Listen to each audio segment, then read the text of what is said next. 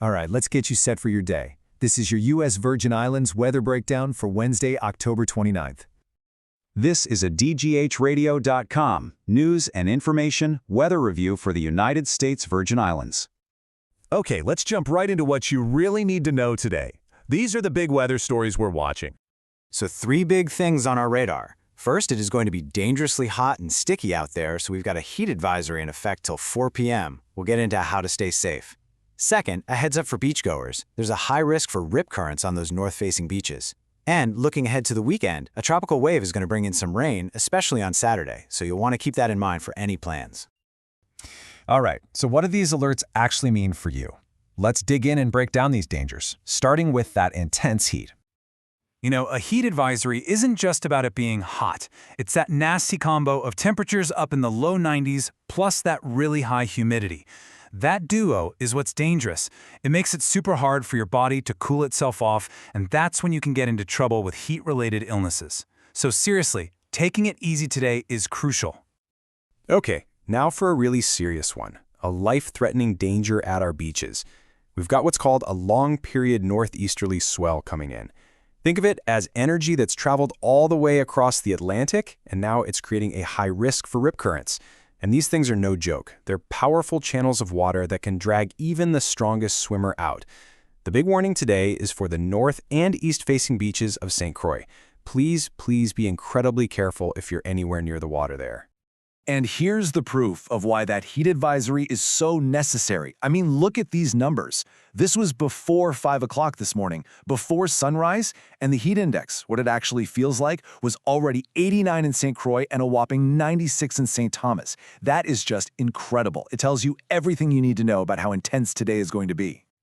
Okay, so let's zoom out for a second and take a look at the big picture. What's happening out in the wider Atlantic? Anything we need to worry about? Let's check the tropical outlook. And I've got some really good news for you. You might have heard about Hurricane Melissa, which is over Cuba right now, but rest assured, it is no threat to us here in the USVI. And even better, the National Hurricane Center is saying tropical cyclone formation is not expected during the next 7 days. That is exactly what we love to hear. All right, with that good news in our back pocket, let's bring it back to our islands and see what the next 7 days have in store. So looking at the full week, you can see the big theme is heat, heat, and more heat. Highs are just parked in the low 90s pretty much every day. We're looking pretty dry for today and Thursday, but then see that shift starting Friday? The rain chances start creeping up to 40%, and that's setting the stage for the weekend.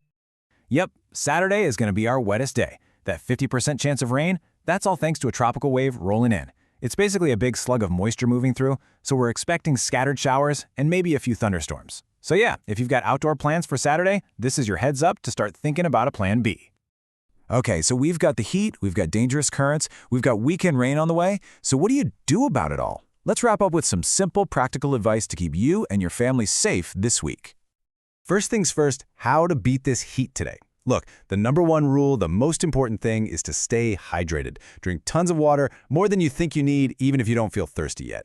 And you know the rest of the drill, but it's important. Stay in the AC as much as you can. And if you have to do anything really strenuous outside, try to get it done super early this morning or wait until after the sun goes down.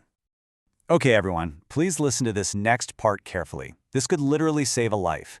If you ever find yourself caught in a rip current, your first instinct is going to be to panic and swim straight back to the beach. You can't do that. You will just exhaust yourself and get nowhere. The key is to try and stay calm. Don't fight it.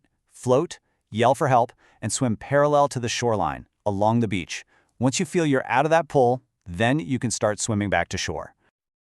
All right, so let's wrap it up. The big takeaways for today: stay cool, stay hydrated, and be extra careful if you're heading to the beaches. The good news is the tropics are quiet for now, but we are looking at that wet weekend ahead. So that brings us to our final question for you. With that rain coming, what's your rainy day plan? Think about it. Stay safe out there, everyone.